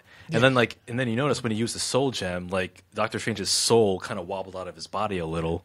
Yeah. Another thing too, which is another reference, alien reference that he had was when he was like, "Oh, if a baby alien comes out of my stomach, I'm not having it," which was from Alien or Aliens. Well, both. Yeah, both. Oh, it happened in both of them. There are aliens coming out of stomachs all over the place. So Yeah. And then obviously we already got into Captain Marvel, and the snap at the end was also something that happened in the comic books as well. Mm-hmm. Yeah, they kept talking about that a little too much. The foreshadowing was kind of too obvious with that. It was kind of, you don't need to keep telling us. We know. Mm-hmm.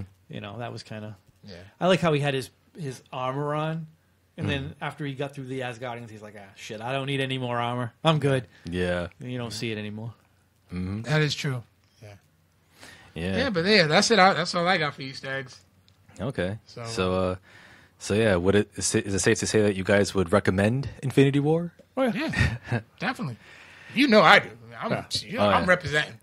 Oh yeah. Oh, and I will say, at my screening in my Rogue, it was fairly packed because I went to Warwick Mall, the Warwick Mall Showcase Cinema. That's where I went first time.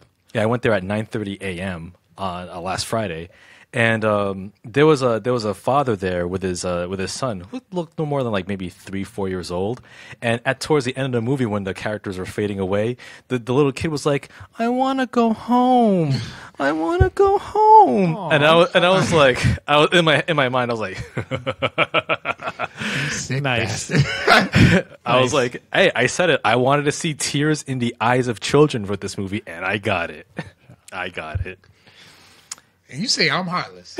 You say I have no conscience and no soul. It was really like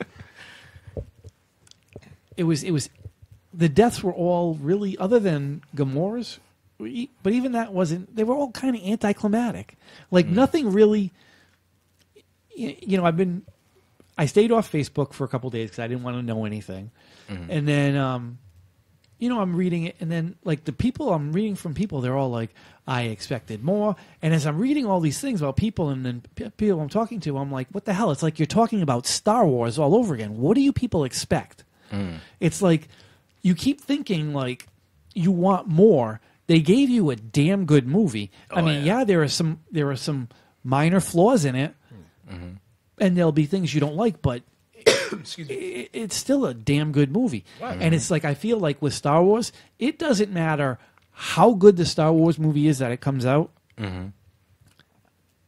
Everyone's going to be first in line. You're going to read about them buying their pre-tickets. You're going to see it on Facebook. I got my tickets for Thursday night show 4 days early. They're going to be so excited, and they're going to come up like, it wasn't as good as I thought it was going to be. And you say it all the time, and it happens all the time. It's like they're just not happy. No. It's like, I don't know what they're expecting, but it's like, come on. Be realistic.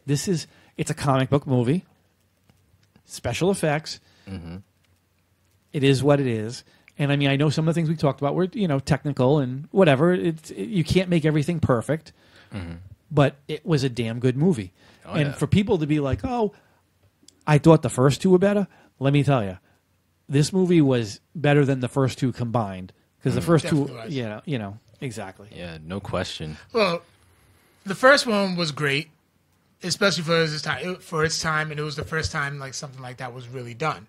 We're finally seeing, we're getting these characters here and there, and it's starting the big picture. And that's when you got the first appearance of Thanos. So that's when we're like, yo, we're really about to get something bigger like coming. So, and then part two was part kind one. of just trolling along. Part two was Avengers 2 was Avengers 1. Just instead of a carbon copy. Instead of aliens, you had robots. Yeah. It was really the same, pretty much the same movie. Yeah. Just this one was just. And that's the thing. It's like you said, everybody's expecting some type of climatic end. It's not the end. Yeah, because there's more. Yeah, because in the context of that movie, you needed you needed to feel something. Like Right. Loki died, and it was like Damn, they really killed him off. But they kept it moving. It was the beginning of the movie. it was. But I think everybody expected Loki to die, so I don't think it was a surprise. So it was like if they had killed Black Widow, people would have been like, "Oh my God, they killed Black Widow!" Because nobody would have seen it coming. Right. But it was like they didn't kill anybody, and it's like when you read see a TV show, right, or read a comic, and they show the team and someone dies in this issue, and it's like someone's wife that you've seen once, and you're like, really? Yeah. That's it. Oh, I'm sorry to hear it. They failed to like. I know there's going to be another one coming, and someone will make the sacrifice in that one. But they could have killed someone in this one. Someone needed to go. To like, yeah, because you really. I mean, I'm sure we all got the gist of like, yo, okay, Thanos is pretty powerful. Yeah. Like, badass, but you needed that major kill just to be like, this motherfucker really means business. Yeah. Because even though he killed Loki, the god of mischief, Yeah. Loki's like nothing compared to like Thor. You know what I mean? Like the power wise. Right. So he needed to just kill someone, something so important, like just something that, like I said, where people weren't expecting it, something that would have made people be like, Yeah. so. Yeah, Nick Quattrini says, I was very happy with this film. Ultron was my favorite for me until this one because I invested in Scarlet Witch's character. She lost her brother in Civil War. She lost him in Ultron. Yeah. and she could in Civil War because the new laws and when she blew up that building and the guilt she felt. Oh yeah, because of like the Sokovia Accords, they were enacted because like Crossbones, like she tried to move him away from that building, but then exploded. Yeah. At that embassy. Yeah. My thing about Crossbones too, because I know I caught a lot of flack from you guys in the earlier episodes. I thought he was he was garbage in the movie, but he just was just a cool looking character in the movie. I mean, but I just liked how he looked, like how the armor and stuff looked compared to how he looked in the comics. I'm like, oh yeah, I'm like, damn, Crossbones, that looks pretty badass. He ain't shit, but you can go ahead and kill him. But I'm like, he looks pretty dope. Yeah. Yeah, I'd say so. You know. Yeah. I will say like my final thoughts on this on Infinity War is that it's like I said, it's an excellent film. It's definitely one of MCU's finest films. Yeah.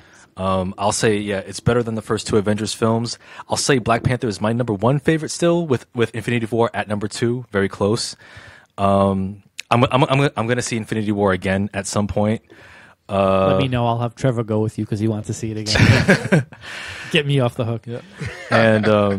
And I'm just looking forward to seeing Avengers 4, to seeing how they wrap up this iteration of the MCU and where these characters go from here. Exactly. Because with Kevin Feige, as he said that, like, after Infinity War is going to be the MCU pre-Infinity War and then post-Infinity War. So I'm really looking forward to seeing how these characters develop, and if we're going to see some new versions of these characters, should like Iron Man and Captain America die, if we're going to see new versions. So yeah. So let's say Captain America gets it. We actually have two options for to replace him: Falcon or Bucky. Who would you guys?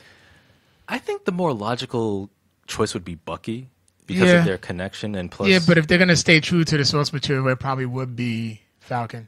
Yeah. Well, they both did. Bucky, they both were. Bucky when they killed Cap in the comics, Bucky took over. Oh, so either one could do it. That's why it's kind of like this conundrum. It's a big toss up. Which one's it going to be? Yeah. Mm-hmm. I kind of like Bucky. I thought I liked the scene with him and Rocket. By the way, that was good.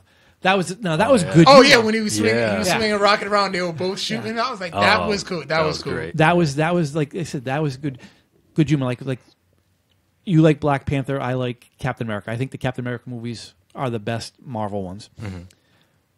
And I think that there are two kinds of Marvel movies for me. Mm-hmm. There's three. There's the kind that have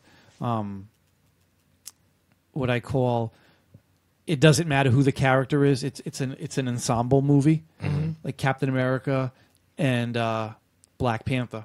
Mm-hmm. Then you have the kind that it feels like, okay, well, this is going to be a Carl scene, this is going to be a Victor scene, and I find that to be like the Guardians and Iron Man. I don't think it's just not as cohesive as the others. And then there are the comedy ones, which again is the Guardians, and I'm not a big fan of that. But I find the way that Black Panther and Captain America went, that style that they do for me works better. Yeah. The subtle humor. I don't mind humor, but slapstick. And Guardians is just. I think Guardians, they threw it out there like, let's see what happens. And then when it did well, I think they were like, oh, well, look, the soundtrack did good, so now we're going to... Like, this woman made him one tape, and we're hearing 9 million songs. Like, I grew up making tapes. He ended up getting the Zoom. Yeah. So it's kind of like, So now they're running the gambit. So, like, they keep trying to push too much out of a good thing. Yeah. And they're making it more forced, and it's just not working. So I think that... that's the kind of, like I said, I like the Captain and the Black Panther movies because they have that just, you don't feel like it's, like, think about Black Panther. Who stole the show? Nobody. They all worked well. I mean, his sister was like hot shit. And he was, the villain, Killmonger, he was a frustrated villain. He was pissed off and... but it was equal to what everybody else was doing. It wasn't about one person. Right. Yeah. It was about the whole cast, and they all worked so well together. Where I feel like when I watch a Captain America movie, it's like there's a captain scene, and then, oh my God, we got to have a Pepper Potts scene, and then we got this villain, and then we got that one. And it feels like we're taking all these scenes and making a movie, rather than we're making a movie about characters. Yeah. Like, it's like less organic. Right. So I was a little worried about this movie, feeling if it was going to have that forced effect, and they made it. They made it work. They made it work. Oh yeah. It didn't feel forced. Yeah, absolutely. I agree. And I'll say before we wrap up, we do have one email. Email from our dear friend, the supervillain, John Haponic, who's a lifelong DC fan. Here's his email. 10 years of waiting for that. His subject line. Hey fellas, my short review. Wonder Woman was better. Additional thoughts. For starters, I'm Team Thanos. Marvel now has 2 solid villains with Killmonger, who is dead, so I guess that's just one. Nonetheless, I appreciated Thanos' distorted view of balance in life, and he exceeded my expectations. My favorite part of Infinity War was easily Captain America's hair. Did he use product, or does it fall like that naturally? I want that look, and thought about it the entire movie. As for the film itself, didn't hate it. I admittedly liked the first half, but slowly lost interest in this mashup of a film. Sure, it was cool to see everyone on screen, but my God, I got so bored with certain storylines, especially Scarlet Witch and Vision, and the comedy sometimes sorely dragged. Admittedly, I was entertained and am mildly annoyed that I have to wait another year to see this thing finally conclude. I suspect everyone will be brought back to life, so that downer ending they created lacked any real emotional punch. Therefore, everything was just a waste of time. Now, wouldn't it be amazing if there was no Black Panther or Spider-Man sequel now? This movie also hurt my enjoyment of the Guardians group. Star-Lord punching Thanos in the face? Good grief. Charlie Brown, that's just awful writing. It's not Thor 2 or Iron Man 2 bad, but still fails to meet the quality standards set by Wonder Woman, Dark Knight Rises, even Days of Future Past. Your number one Codex Prime supervillain, John Haponic. P.S. Captain Marvel will be terrible. Well, first of all, Aaron says eat a dick. I was just going to say that, John. Can I say something to John? Go ahead. Yeah. John, before I got here, I just want you to know we were talking about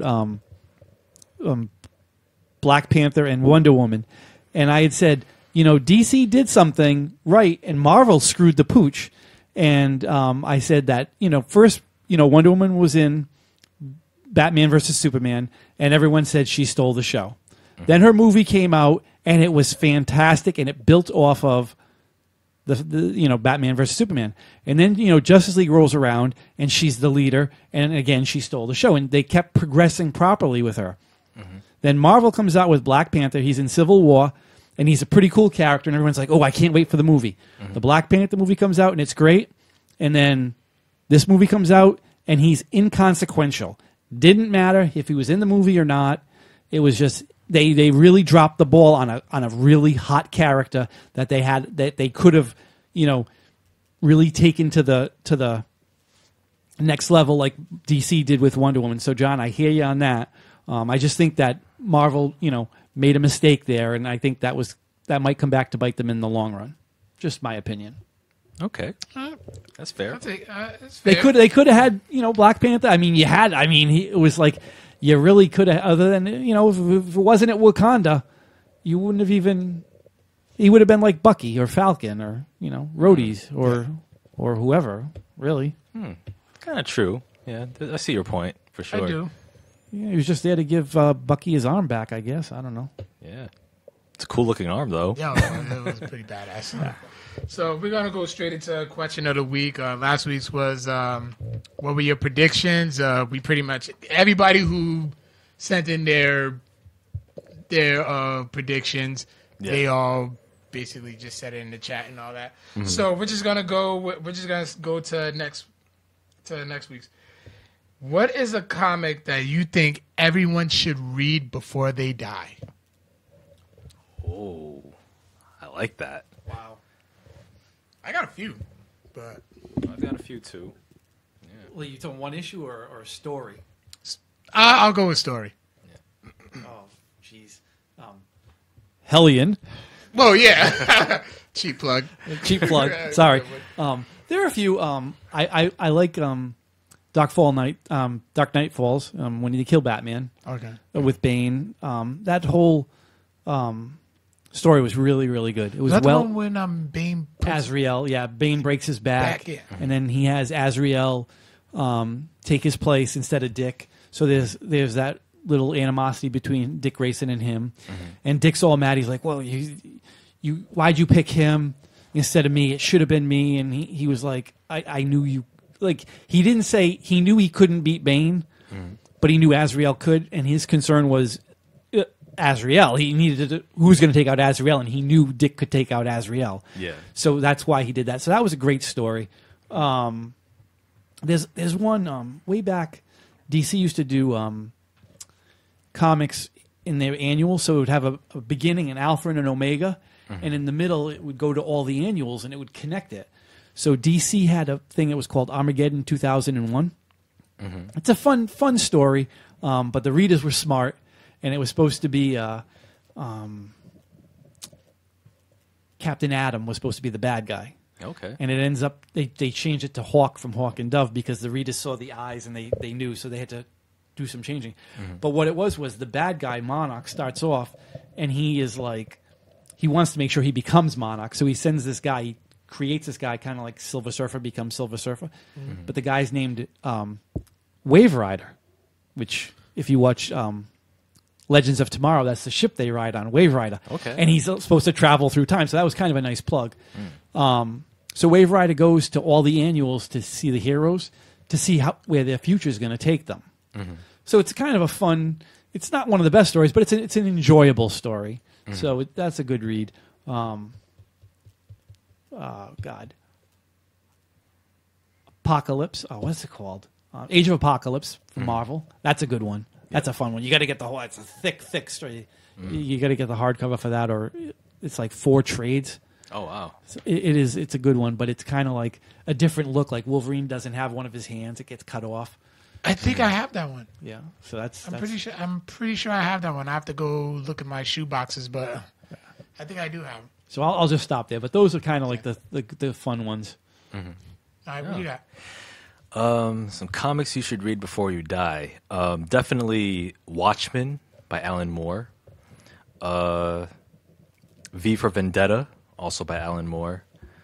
Why the Last Man by Brian K. Vaughan. that's an excellent See, series. now you're making me think of other things. Yeah. I'm trying to get all these lists because I may Yeah. just look. Carl, Northlanders by Brian Wood. It's a Vertigo book. Oh, okay. It's about Vikings.